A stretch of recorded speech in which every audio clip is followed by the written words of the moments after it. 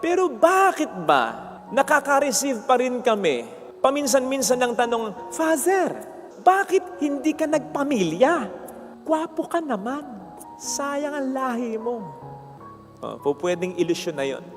Kung may nilikha ang Diyos para sa bukasyon ng pag-aasawa, may nilikha din talaga siya sa bukasyon ng hindi pag-aasawa. Kaya nga, ang pinakaayaw mong okasyon sa inyo, reunion eh. Sapagkat nandyan na yung mga kamag-anak mong pakialamero, pakialamera. Madalas, kapag ito ang ebanghelyo, ang topic agad ng pagninilay ay tungkol sa pag-aasawa. Usapang single muna tayo, ha? Wawa naman yung mga single dito. Sino po ba mga single dito? Yung matagal lang single, ha? Mga kasi 30 years old na, 40 years old na. Kamusta po kayo? Bilang single, okay lang po ba? Sigurado kayo, ha? Kaya niyo bang sabihin itong quote na ito? No boyfriend, no girlfriend, no wife, no husband, no problem. Walang kaon, walang asawa, walang problema. Okay ba? Well, very good. Kung tapat ninyong masasabi, yes, Father, I'm happy, I'm comfortable being single, walang problema. Pero kung hindi, ang tanong ay bakit? You are uncomfortable kasi sa palagay mo talaga ang calling mo ay sa pag-aasawa? Okay, naintindihan natin yan. Pero baka naman uncomfortable ka lang. Kahit na alam mo, as early as now, na ang calling mo ay hindi sa pag-aasawa, uncomfortable ka kasi nape-pressure ka sa sinasabi ng iba. Iniisip mo, masama o may mali na magstay kang walang asawa. You see, ang problema kasi natin, nabubuhay tayo sa kultura na hindi masyadong appreciative sa hindi pag-aasawa. Instead, ang kulturang kinabibilangan natin ay kulturang mas appreciative sa pag-aasawa.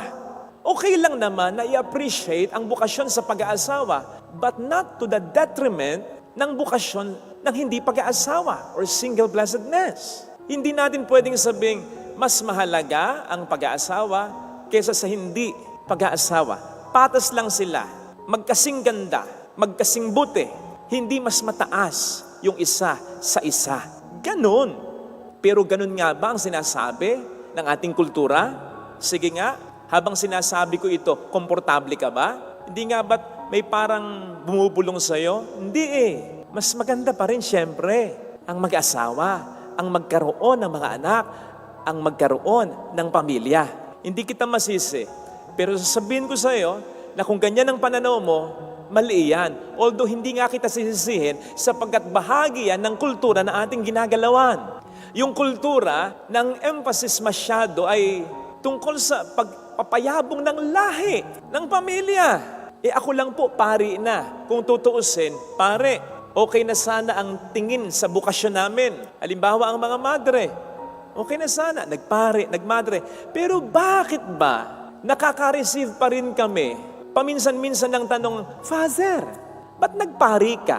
Which by the way, ay sigurado kong may underpinning question. Bakit hindi ka nagpamilya?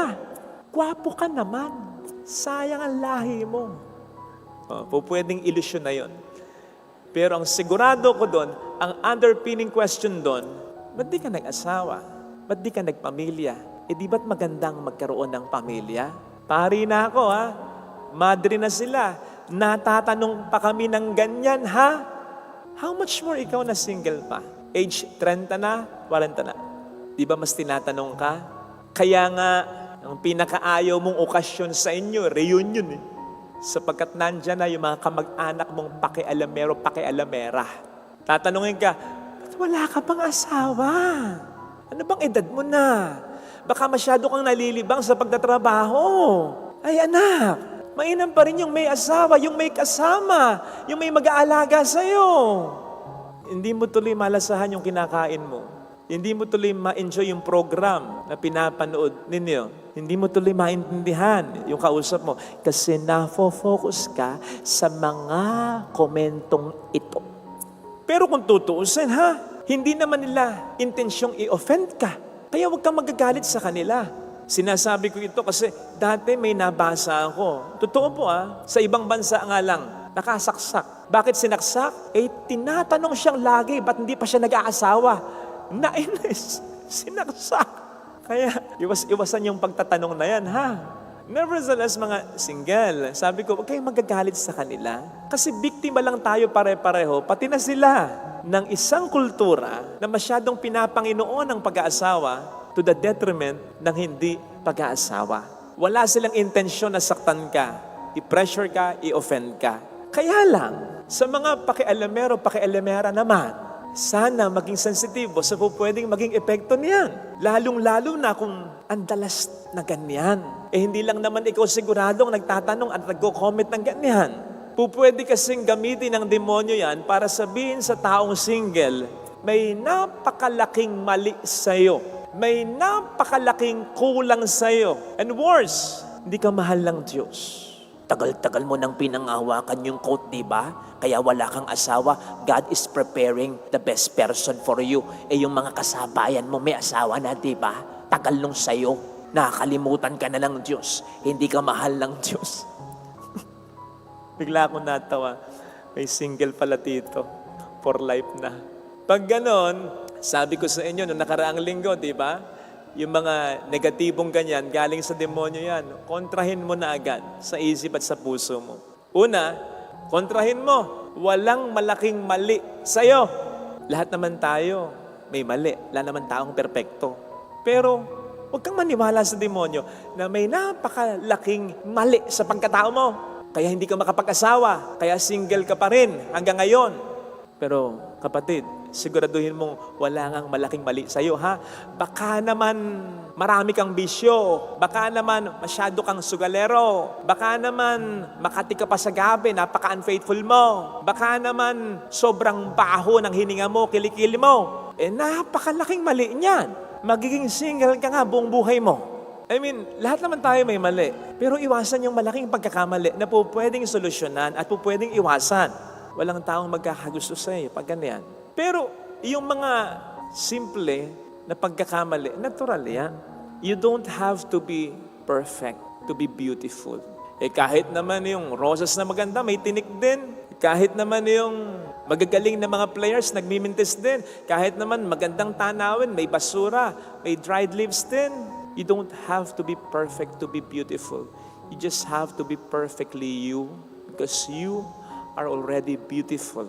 Yung mga kakulangan, kapintasan mo, bahagi yan ng kagandahan mo sapagkat minarapat ng Diyos na maging bahagi ito ng pagkatao. Yun yung una mong iisipin, ha? Walang malaking mali sa'yo. Pangalawa, walang malaking kulang sa'yo. Again, no one is perfect. May mga kakulangan tayo. At yung kakulangan na yan, talagang dinesign ng Panginoon yan para kompletohin ka ng taong magmamahal sa'yo. Kung paanong kukumpletohin mo rin ang kakulangan sa taong mamahalin mo. Pero hindi ibig sabihin, dapat yung mamahalin mong kukumpletuhin mo at yung magmamahal sa yung kukumpleto sa iyo, necessary dapat asawa mo. Pwedeng ganon, pero hindi laging ganon. Pwedeng kumpletohin ka ng nanay mo, your father can complete you, your sibling can complete you, your friend can complete you. Tama namang iba yung pagmamahal ng isang asawa. Pero, kaya mo nasabi yung iba ang pagmamahal ng isang asawa, iba rin ang pagmamahal ng isang ina, ng isang ama, ng isang kapatid, ng isang kaibigan. Basta ang mahalaga, may mahalin ka at sa'yo ay may magmahal talaga. Na sigurado namang meron. Naniwala ka. The point is, God can use anything or anyone to make you whole, to complete you, to make you happy. Pangatlo, lalong wag kang maniwala sa demonyo that God doesn't love you. Mahal ka ng Diyos. Father, bakit hanggang ngayon wala pa yung the one? Baka naman iniiwas ka lamang niya sa taong pupwedeng magpahirap, magpaiyak at manakit sa iyo. Tandaan mo na kahit yung mga sagot ng Panginoon na no, ay bahagi pa rin ng pagmamahal niya sa iyo. Yes, nagka-boyfriend ka. Yes, nagka-girlfriend ka. Pero may mga tao naman talagang ibinibigay ang Diyos sa buhay natin para makasama lang natin pansamantala at hindi habang buhay talaga. Sabi ng Panginoon dito sa kanyang sagot sa kanyang mga disipulo, hindi lahat ay makatatanggap ng simulaing yan, kundi yaon lamang pinagkalooban ng Diyos. Sabi pa niya, may mga hindi nag-aasawa alang-alang sa ikauunlad ng paghahari ng Diyos. Ang makatatanggap ng simulaing ito ay tumanggap nito. Ibig sabihin, kung may nilikha ang Diyos para sa bukasyon ng pag-aasawa, may nilikha din talaga siya sa bukasyon ng hindi pag-aasawa. So hindi second option o fallback na lang yung hindi pag-aasawa na para bang gusto ng Panginoon lahat magkaroon ng asawa. Pero ikaw, walang nagkamali. Doon ka na lang sa hindi pag-aasawa. Hindi ganon. Hindi second option yung pagiging single. Parehong options yun. Parehong nilikha at parehong inintend ng Panginoon yon. Kaya wag mo sabihin, yun nga, walang nakita at walang nakakita. Kaya hindi lang ako nag-asawa. Wag mo sabihin yun na para bang napakababa ng estado mo. Ano pa sabihin mo? No husband, no wifey? Happy! Ganun. Lalo pat kung sigurado mo naman talaga na hindi ka sa pag-aasawa. You can't imagine yourself being exclusively with someone for the rest of your life. You can't imagine yourself taking good care of children, lalo pat kung mahina ang pasensya mo sa mga bata. And you imagine yourself serving God with all your heart, 100% with undivided heart. Nothing is wrong with that. Kaya, sa mga single dyan na matagal na, wag niyo pong sayangin ang buhay ninyo sa kalungkutan na iniisip may malaking mali sa inyo, may malaking kulang sa inyo. God doesn't love you. Bahagi lamang ito ng kulturang ginagalawan po natin dito. Hindi ito ang kalooban ng Diyos para sa mga tao. Ilikha niya tayong pare-pareho at ang bukasyong inilian niya para sa atin ay pare-parehong buti, pare-pareho ng ganda, pare-pareho ng husay. Bastang mahalaga, maging masaya ka at maging mabuting tao ka. Ang sabi sa ating salmong tugunan, di ba? Ang pag-ibig ng may kapal ay tunay na walang hanggan. Ibig sabihin, walang po pwedeng magkahon ng kanyang pagmamahal. Hindi po pwedeng mag-stop lang yan para sa bukasyon ng pag-aasawa. Sakop ng pagmamahal ng Diyos ang ibang bukasyon tulad ng bukasyon ng pagiging single pero mabuting tao. Minamahal pa rin ng Diyos ang mga single, but not in a sense na ang una muna niyang padadaluyan ng pagmamahal niya ay yung mga may asawa, tapos dadaluy na lamang yung mga natitirang pagmamahal niya sa mga walang asawa. Hindi ganon. Kumbaga sa baso, pareho niyang pupunuin sabay ng pag-ibig niya ang dalawa. Ito sana ang hilingin nating biyaya sa ating banal na misa.